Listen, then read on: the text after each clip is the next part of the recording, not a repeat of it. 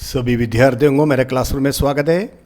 Last video में हमने पढ़ाई किया था कोल्ड वर्किंग ऑफ मेटल के बारे में। आज का जो वीडियो है उसके साथ ही हॉट वर्किंग ऑफ मेटल्स।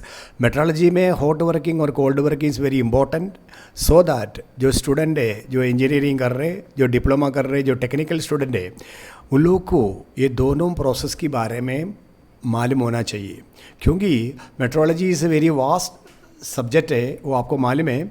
उसमें ये दोनों प्रोसेस है उसके बारे में पता चलना चाहिए, क्योंकि आपके आजू बाजू में जो इंडस्ट्री में आप देखो कोल्ड वर्किंग और हॉट वर्किंग प्रोसेस कॉम्पोनेंट के ऊपर डिफॉर्मेशन के लिए यूज़ करता है, लेकिन कोल्ड वर्किंग कौन सी तरीके से यूज़ करता है, हॉट वर्किंग कौन सा तरीके से यूज़ करता है, ये तो पता चल जाइए। तो लास्ट वीडियो में हमने कोल्ड वर्किंग समझा दिया था।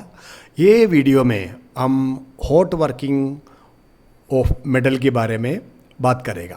देखो स्टूडेंट, आप इसको अच्छा से पढ़ाई करना है और अच्छा से पढ़ाई करके आप इसको नोट करना है। So here you know hot working of metals.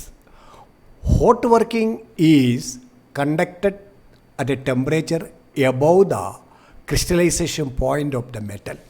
Point of view में देखेगा above the critical लेवल में आपका टेम्परेचर मेंटेन करना पड़ेगा। जो above the level of higher critical temperature में आप इसको फॉलो करेगा तो डिफॉर्मेशन इजी होगा। So here they are given for steel the temperature is about 100 degree more than 700, मतलब 800 का ऊपर टेम्परेचर आने से वो रेड हॉट कंडीशन होगा, उसमें आपका हॉट वर्किंग प्रोसेस सक्सेस होगा। So since the temperature is above the recrystallization point, the resistance of deformation is lowered considerably and grain recovery occurs continuously as the grain are elongated. You better know the resistance is very less. Why? Because आपका जो red hot condition में grain structure rearrange हो रही, because rearrange होने से deformation करने का time आपका ताकत कम यूज़ करना पड़ता है, इसलिए आपको फोर्स कम यूज़ करके आप इसका जो भी एप्लीकेशन करेगा कोई डिज़ाइन के लिए वो आपको आराम से हो सकता है। तो ये जो एडवांटेजेस दिया है हॉट वर्किंग में, the advantages of hot working are as follows. Less force is to be applied and large deformation of section is update. आपको लार्ज डिफॉर्मेशन चाहिए, ये हॉट वर्किंग प्रोसेस में लेस फोर्स अप्लाई करना है।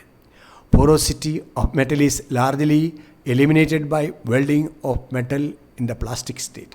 आप देखो जो वेल्डिंग ऑपरेशन करने के टाइम आपका जो पोरोसिटी है उसमें is largely eliminated by welding metal in the plastic state.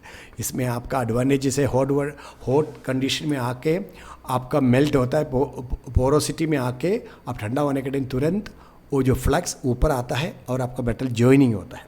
So this is also a advantages of hot working process. Number 3, directional properties resulting fibre structure is obtained. आपका drop forging में आपका ए fibre situation में structure आके a good quality आपको मिलता है। The full range of deformation is completed in the shortest time. बहुत कम time में आपका अच्छा से बिना वेस्ट से डिफॉर्मेशन रेंज मिल जाएगा। Hot working is economical for shape requiring more reduction, मतलब आपका मटेरियल वेस्ट ना होने के हिसाब से आपका डिज़ाइन आराम से आपको बना सकता है हॉट वर्किंग में और इकोनॉमिक है, लेकिन उसका हीटिंग के लिए थोड़ा सा खर्चा करना पड़ता है।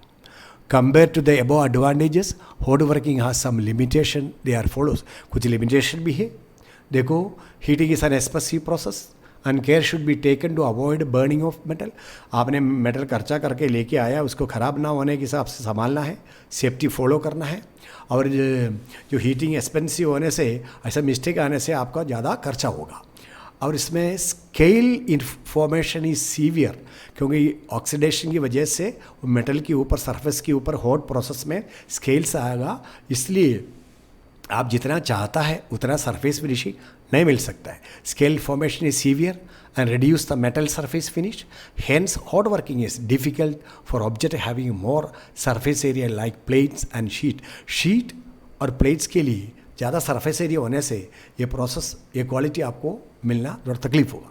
Due to the shrinkage during cooling and the scale formation, the dimensional accuracy of a hot worked product is less.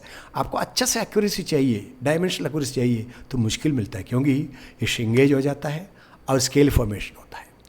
Our number 4, in hot working, the handling of metal is difficult and maintenance is expense of machine are high due to working at high temperature. Due to high temperature, handling करना मुश्किल होता है. जो machine में forging करने के लिए जो आप इस्तेमाल करता है उसका भी मेंटेनेंस करना पड़ता है और वो मेटल डिफ़िकल्टी होता है आपका उसको हैंडलिंग करके सेफ्टी फॉलो करने के लिए. सो ये भी आपका डिसएडवांटेज में आता है. बट द एडवांटेजेस है आजकल इंडस्ट्री में. Advantage of hot working are always prominent than the limitation. For large and heavy product, जो हेवी प्रोडक्ट है, लार्ज प्रोडक्ट, आप डाई पंच बना दो, आप फोर्जिंग के लिए, एक्सट्रूशन के लिए, रोलिंग के लिए, जो भी प्रोसेस के लिए आप करो आराम से हो सकता है. So hot working is very well use for shaping metal. Shaping metal के लिए hot working is very good. There is no wastage of material. आपका जो डिज़ाइन चाहिए वो डिज़ाइन आपको मिल जाता है. Specially from steel. आपको मालूम है इनगोट बना के रखता है, मतलब गड्ढी जो आपका जो स्टील का जो पीसेस बना के रखता है उसको ये जो हॉट वर्किंग प्रोसेस से आपका एंगल बना सकता है, चैनल बना सकता है, बीम बना सकता है, रोड बना सकता है. तो आपको इसमें एक्सपेंस कम होता है और आराम से आपका इसका रिक्वायरमेंट पूरा कर सकता है. The hot working method is used in rolling, forging, extrusion, deep drawing, spinning. Maximum use होता है इसका फोर्जिंग एंड एक्सट्रूशन के लिए hot working process. So student, आप टेक्निकल फील्ड में माहिर बनना है. ये दोनों का फ़र्क आप सीखो, वर्कशॉप में प्रैक्टिस करो, नोट डाउन करो और पसंद किया तो लाइक करो और दूसरा को शेयर करो. और यदि आपका कंटिन्यू देखना है आप इसको सब्सक्राइब करना दा. और नेक्स्ट वीडियो के साथ में हम जल्दी मिलेगा. तब तक थैंक यू, धन्यवाद.